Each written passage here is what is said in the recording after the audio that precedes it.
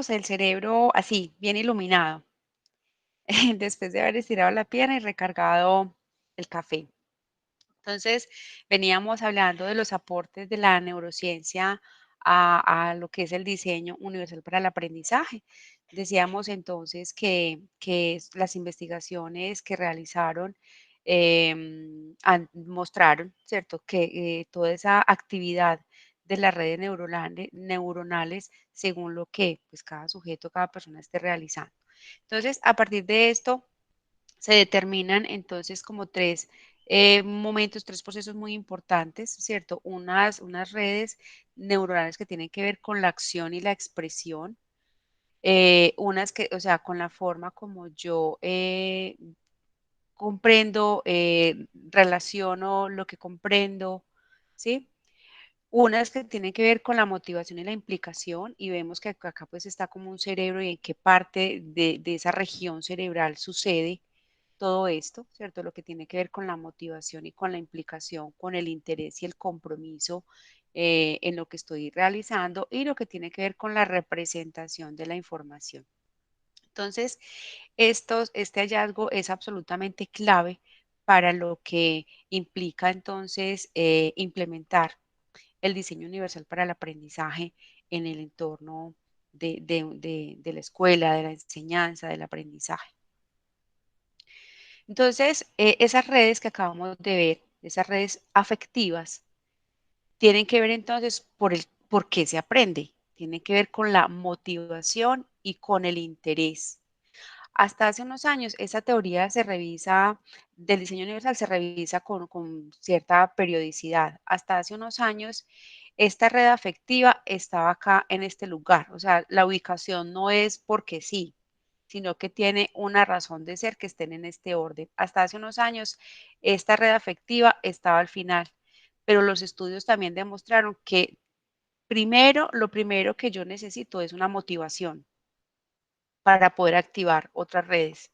Entonces, esta se ocupa del por qué se aprende, ¿cierto? ¿Cuál es ese deseo o ese interés que yo tengo para el aprender?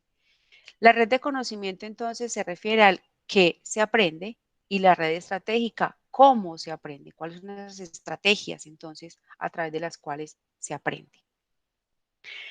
Las redes afectivas, como les estaba diciendo, se especializan en asignar significados emocionales a las tareas. Están relacionadas con la motivación y la implicación en el propio aprendizaje. En la práctica, estas redes están influidas por los intereses de las personas, el estado de ánimo o las experiencias previas. Cuando yo inicio una actividad con una pregunta detonante, con un video, con un mensaje, con una lectura, estoy activando esa red afectiva. Eso que me implica entonces desde mi saber, desde mi ser, con eso que voy entonces sobre lo que voy a trabajar o lo que voy a aprender. Las redes del conocimiento se especializan en percibir la información y asignarle significados. En la práctica, estas redes permiten reconocer letras, números, símbolos, palabras, objetos, además de otros patrones más complejos como el estilo literario de un escritor y conceptos abstractos como la libertad, por ejemplo. ¿Sí? Y la red estratégica, como les decía, es especialista en planificar, ejecutar y monitorizar las tareas motrices y mentales. En la práctica, estas redes permiten a las personas desde sacar un libro de una mochila hasta diseñar la estructura y la escritura de un comentario de texto.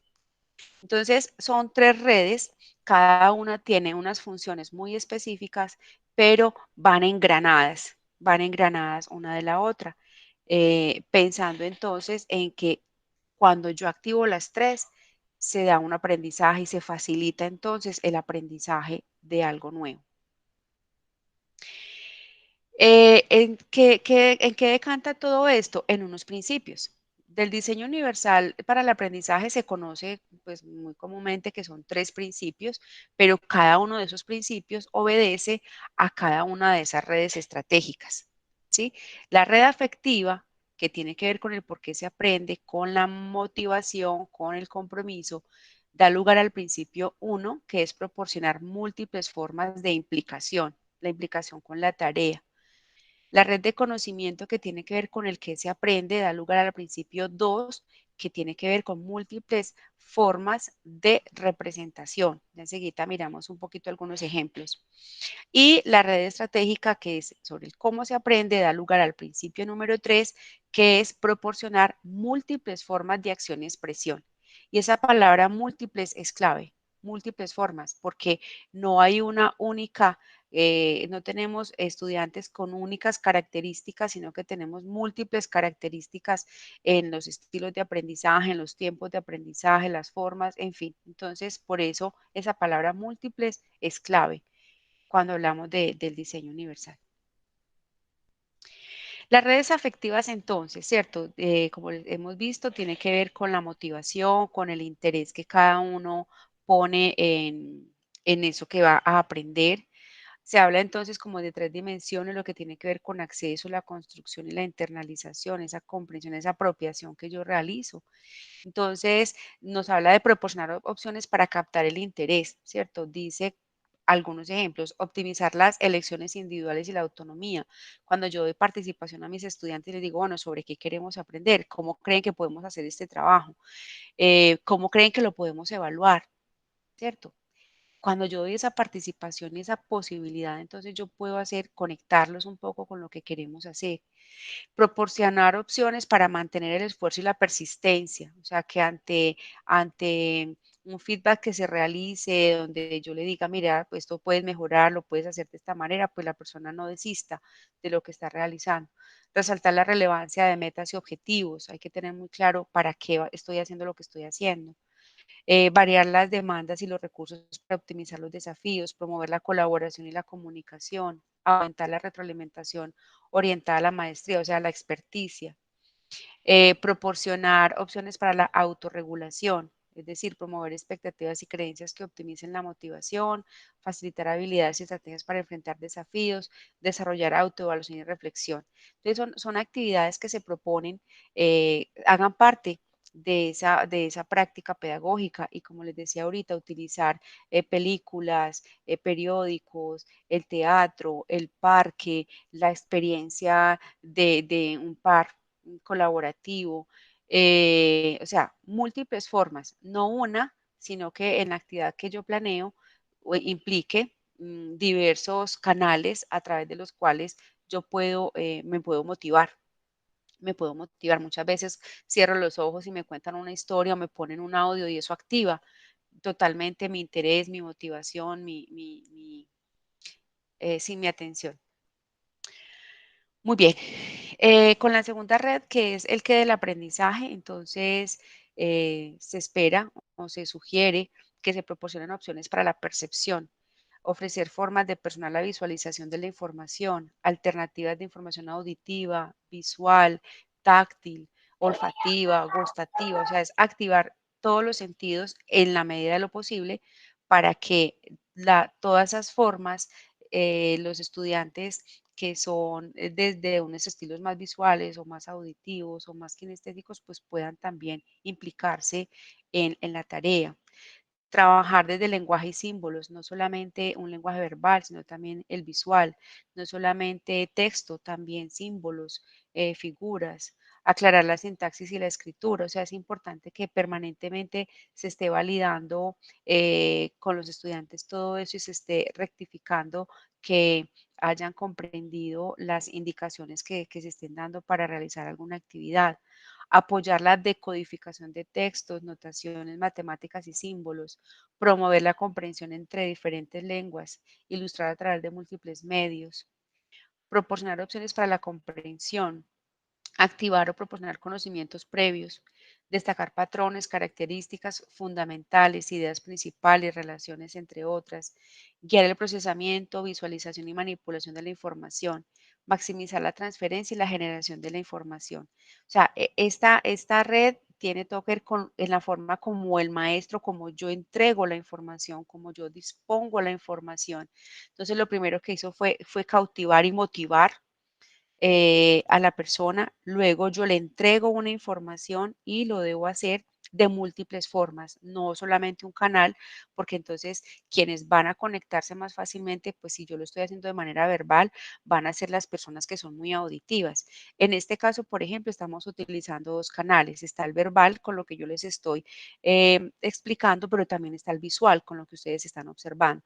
Quiere decir que ahí entran las personas que son muy auditivas, pues bien, las que son muy visuales, bien, las que son más kinestésicas, pues en este momento no tendrían mucho acceso porque están quietos, solamente escuchando y observando y no es precisamente su fuerte para percibir la información y para comprenderla.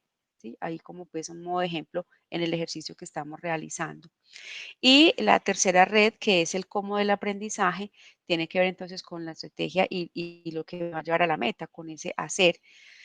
Acá entonces se es proporcionar opciones para la acción física. Recordemos esa imagen en el cerebro, lo que sucede cuando nos dejamos a las personas mucho tiempo quietas y qué sucede cuando los ponemos en movimiento. Se activan esas redes neuronales, entonces se da mucho más oportunidad para el aprendizaje. Entonces es variar los métodos de respuesta, navegación, interacción. Y esta red tiene que ver con la forma como ya el estudiante me devuelve, ¿cierto? Sus comprensiones, como él ya puede demostrar sus aprendizajes, esas interpretaciones que está haciendo de lo que debe hacer o de lo que está estudiando, de lo que va a aprender. Proporcionar múltiples opciones para la expresión y la comunicación, usar múltiples medios para la comunicación, múltiples herramientas para la construcción y la composición, desarrollar con fluidez con niveles de apoyo graduados para la práctica y el desempeño. En la función ejecutiva, esto sí que es bien importante, guiar el establecimiento de metas apropiadas, apoyar la planificación y el desarrollo de estrategias, facilitar la gestión de información y de recursos, mejorar la capacidad para monitorear el progreso. Entonces es cuando empieza uno a dar herramientas, por ejemplo, las listas de chequeo, hacer un plan de lo que debemos realizar, hacerle seguimiento y monitoreo a eso que yo me propuse para lograr la tarea. Cuando yo, bueno, mm, asignamos una actividad en la clase, una actividad que es colaborativa, lo que más se recomienda es el trabajo colaborativo con unos, desde la teoría se habla de un ideal de número de personas de 5, es el número ideal para trabajos colaborativos en la que cada una de estas 5 personas tenga un rol específico, donde sea un rol que se rote y hay diversas estrategias para trabajo colaborativo, porque eso permite, obviamente, apalancar unos saberes con otros y ahí entra pues como toda la teoría de Vygotsky sobre la zona de desarrollo real, próximo y potencial. Mm, entonces, acá nos están diciendo, mire, dele múltiples opciones. Si el niño o la niña todavía no escribe, pues que sustente sus aprendizajes desde lo verbal. Si es de una comunidad indígena y no maneja el castellano, porque eso es otro asunto que uno se encuentra cuando hay grupos étnicos, sobre todo si son comunidades indígenas o incluso migrantes, donde para nosotros la primera lengua es el castellano y la segunda lengua pues suele ser el inglés generalmente, pero si es una persona de una comunidad étnica, su segundo idioma, su segunda lengua es el castellano, si maneja pues su lengua nativa. Entonces lo ponen a estudiar no solamente todo en castellano, sino que además le suman el inglés, o sea que ya no tiene una segunda lengua, sino una tercera. Para la persona sorda, su segunda lengua es el castellano, porque la primera lengua es la lengua de señas. Entonces es proporcionar esto. Bueno, es que a mí me da pena pararme al frente, profe, a darle la lección. Pues entonces hagamos un video, hagámoslo a través de una cartelera, de una narrativa con un amiguito. Pues es buscar múltiples formas, y acá es donde viene a jugar muchísimo el tema de la evaluación. Y viene el asunto, pues, que es absolutamente real con las pruebas estandarizadas que desconocen absolutamente todo esto y mucho más. Pero en el aula de clases sí se espera que ese maestro tenga una apertura y proporcione realmente múltiples formas para que sus estudiantes puedan demostrar cuáles son sus aprendizajes y cómo van avanzando en el desarrollo de sus competencias. Por eso se habla de múltiples formas, no una única. Y de ahí que tenga absoluto valor la caracterización. Si el maestro no sabe, no conoce, cómo son sus estudiantes, quiénes son sus estudiantes, qué sucede con ellos, cómo se comunican, cómo se relacionan, cuál es su estilo de aprendizaje, pues va a ser más complejo que pueda entonces pensar desde su planeación de la clase opciones para que pueda involucrarse en la tarea y para que realmente pueda aprender y participar. El diseño universal entonces tiene esos tres principios, pero también hay unas pautas. Las pautas son como esas pistas que nos entregan para que sea mucho más fácil de entender cuáles son esas acciones que yo puedo realizar de tal manera que esté activando las tres redes. La idea no es que yo me quede en una sola, sino que en cada actividad que yo planee de desarrollo de la clase, de la evaluación, yo tenga presente las tres redes porque es lo que me va a permitir a mí facilitar y proporcionar el aprendizaje para todos, independientemente si hay una discapacidad o no, si hay grupo étnico, etcétera. Entonces, todo este tema que vimos de la educación inclusiva, del reconocimiento de la diversidad, hay un asunto que se da en la escuela y es a qué voy a la escuela. ¿Sí? Y una de esas condiciones, decíamos ahorita, voy a aprender, voy a participar y voy a desarrollarme como persona desde todas mis dimensiones. Y ese reto que tiene la escuela, ese reto que tiene el maestro o esos agentes educativos es precisamente llevar a que esto se permita un aprendizaje y una participación. Eh, Aplicar los principios del DUA en la planeación y en la evaluación, pues va a implicar para el maestro un gran esfuerzo al momento de planear, pero menos esfuerzo al momento del desarrollo de las actividades y sobre todo le va a permitir mejores resultados con sus estudiantes, porque no va a tener que planear 5 clases, 7 u 8, porque tengo X estudiantes con ciertas características que me implican unos ajustes. ¿Qué pasa? Y eso está en el decreto 1421.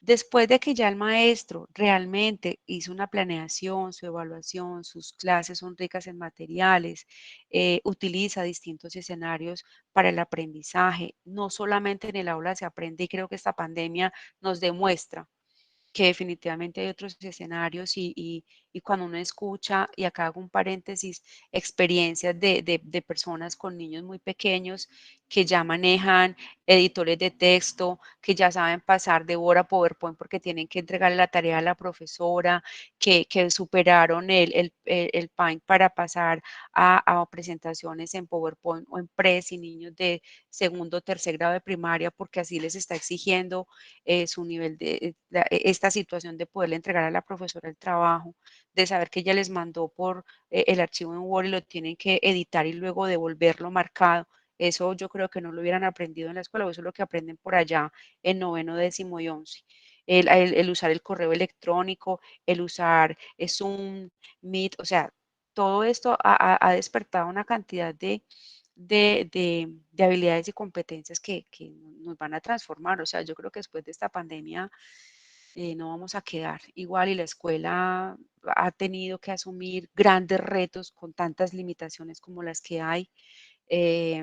Entonces, el diseño universal viene para eso, viene como un enfoque que permite al maestro tener un poco más en control lo que realiza con la mayoría de sus estudiantes. Cuando ya un estudiante que tiene discapacidad no logra aprender, participar, sino que requiere otro tipo de ajustes, es cuando viene los PIAR, el Plan Individual de Ajustes Razonables, que nos habla también el decreto 1421 y que hoy día genera gran preocupación en muchos maestros porque necesitan un acompañante, una persona con una experticia que les ayude en el diseño de los PIAR. Pero antes del PIAR está el diseño universal que debería ser de manejo y dominio de absolutamente todas las personas que orientamos procesos formativos, no solamente a nivel de educación preescolar básica media, sino en educación superior, en educación para el trabajo y el desarrollo humano, incluso en estos espacios que tenemos cuando compartimos estas experiencias y estos saberes, deberíamos tenerlo en cuenta porque finalmente tenemos distintos ritmos y estilos para aprender. A modo entonces de resumen, les comparto este video que recoge lo que yo ya les he mencionado para que demos espacio entonces a preguntas o nuevos aportes en los últimos minuticos que nos quedan.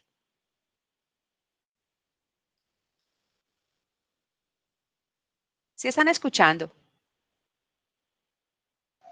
Claro que sí, perfectamente. Por supuesto. Pero el que video claro, no está. Estela, claro No sí. El video no Bueno, se espérame, escucha. dame un segundito. ¿Cómo hago? Debes quitarte Ah, los sí. audífonos.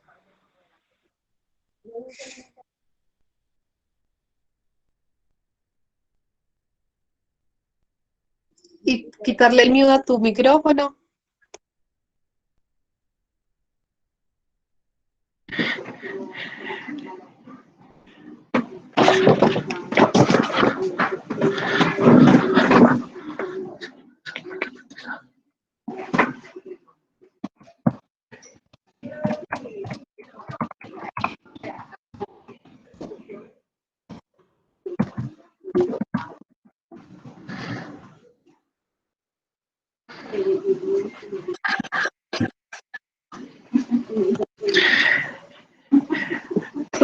Profe, no se escucha el video.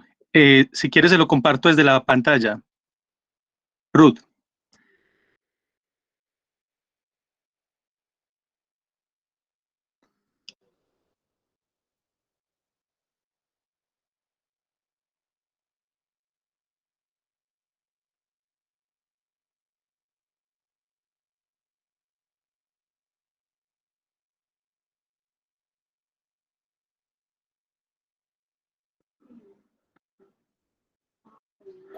Sí lo lograron, Ruth. Tienes el micrófono muteado. Yo se lo puedo compartir. Es desde una pantalla de Chrome. Dígame si la ven.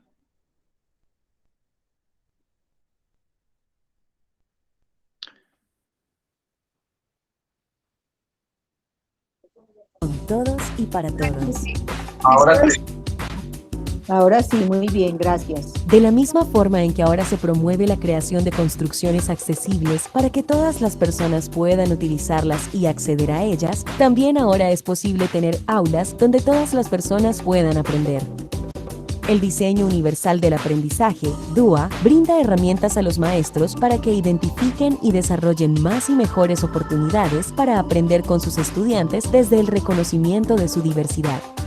Basándose en las investigaciones en neurociencia aplicada a la educación, el DUA analiza la mejor forma para potenciar el aprendizaje desde el reconocimiento de las distintas manifestaciones de la diversidad, individuales, de género, contextuales, culturales y étnicas. Colombia como territorio multiétnico y multicultural.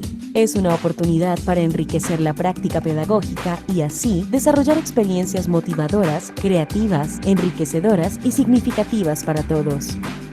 Los últimos avances en las investigaciones sobre el funcionamiento del cerebro han identificado 3 tipos de redes neuronales involucradas en el aprendizaje. La red afectiva, que se especializa en asignar significados emocionales a lo que aprendemos, está relacionada con la motivación y la implicación en el propio aprendizaje. En la práctica, esta red está influida por los intereses de las personas, el estado de ánimo o las experiencias previas. La segunda red es la de reconocimiento, encargada de percibir la información y asignarle significados.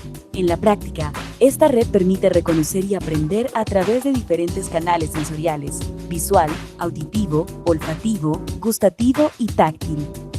Por último, está la red estratégica encargada de planificar, ejecutar y monitorear diversas actividades. Esta red permite resolver problemas de la vida cotidiana, problemas matemáticos y diseñar la estructura de un texto. Partiendo del reconocimiento de estas redes, el Diseño Universal del Aprendizaje, DUA, plantea 3 principios a tener en cuenta en la organización pedagógica. El primer principio es el de proporcionar múltiples formas de participación que responde a las múltiples formas de motivar a los estudiantes, por ejemplo, permitiéndoles que hagan sus propias elecciones y asignándoles actividades que sean relevantes en sus vidas y creando oportunidades para que los estudiantes puedan levantarse y moverse en el salón de clases. proporcionar múltiples formas de representación de la información. Reconoce las distintas formas en las que los estudiantes perciben y comprenden la información. Este principio busca que además de libros, se utilicen videos, textos con audio, entre otros, para que todos los estudiantes tengan la oportunidad de acceder de la mejor forma al conocimiento. El tercer y último principio del diseño universal del aprendizaje propone proporcionar múltiples formas de expresión. Como cada persona tiene sus propias habilidades estratégicas y organizativas para expresar sus ideas, pensamientos, emociones y lo que sabe, este principio plantea que el docente reconozca y utilice diferentes alternativas para evaluar los aprendizajes de todos sus estudiantes, como la evaluación a través de exámenes orales, escritos, presentaciones, trabajos en grupo, entre otros. Estas herramientas que proporciona el diseño universal del aprendizaje nos abren una gran posibilidad de avanzar en una educación pertinente y de calidad que responda a la diversidad de todos los estudiantes del país y los contextos donde desarrollan, haciendo de Colombia un país más equitativo e incluyente.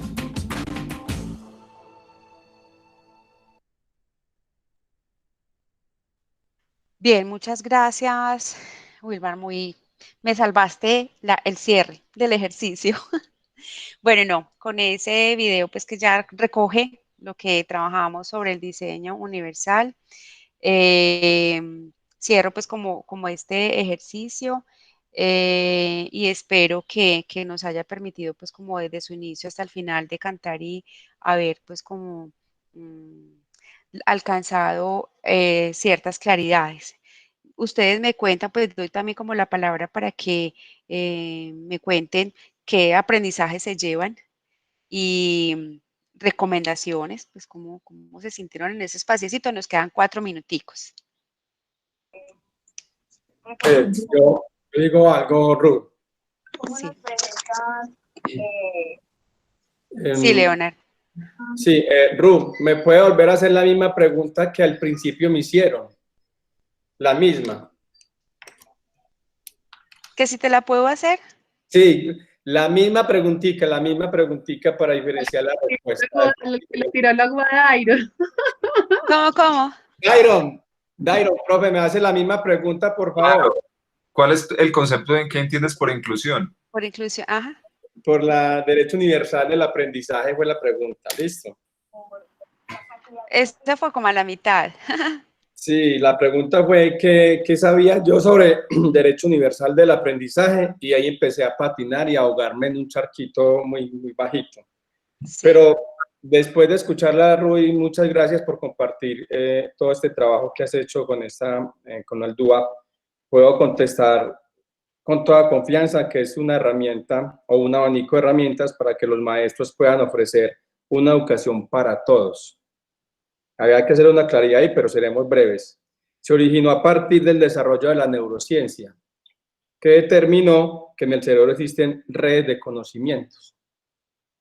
Entonces, es cierto que está un poquito mejor mi respuesta. ¿Qué opinan? Sí, y te escucho más tranquilo. No, muchas gracias. Te escucho menos angustiado. Sí, Ruth, yo te quiero agradecer por tu disposición, por preparar este espacio muy valioso. Como lo decíamos inicialmente, es un tema, pero es un tema que es transversal al PI. O sea, no es de una única cosa. O sea, aparecen los principios y fundamentos, aparecen cuando haces el análisis del contexto institucional, porque caracterizas la comunidad, el territorio, las poblaciones, aparecen los objetivos, o sea, aparecen todos los elementos que vamos a acompañar. Y ese enfoque nos permite poderlo utilizar casi que como unos lentes que me pongo para poder hacer esa lectura del PI y ese acompañamiento. Entonces yo realmente te quiero agradecer mucho tu disposición por compartir con nosotros todo este trabajo. Con todo gusto, con mucho cariño. Y bueno, ojalá nos aporte en ese ejercicio. Sí, Ruth, muchas gracias por este fabuloso encuentro. Antes de que alguien intervenga o demos por terminar la sesión, ahí les puse en el chat una tareita a todos para mañana, pues una tareita que mañana vamos a socializar, para que me la envíen hoy, y es que dibujen la escuela de sus sueños con cada uno de los espacios que tendría esa escuela y qué pasaría en cada uno de esos espacios o cuál es su función. Y mañana cuando estemos hablando de cartografía social, tendremos unas cuestiones muy interesantes para debatir. Perfecto. Bueno, no. Dairo, si quieres dejas de grabar, gracias. Es que los videos siempre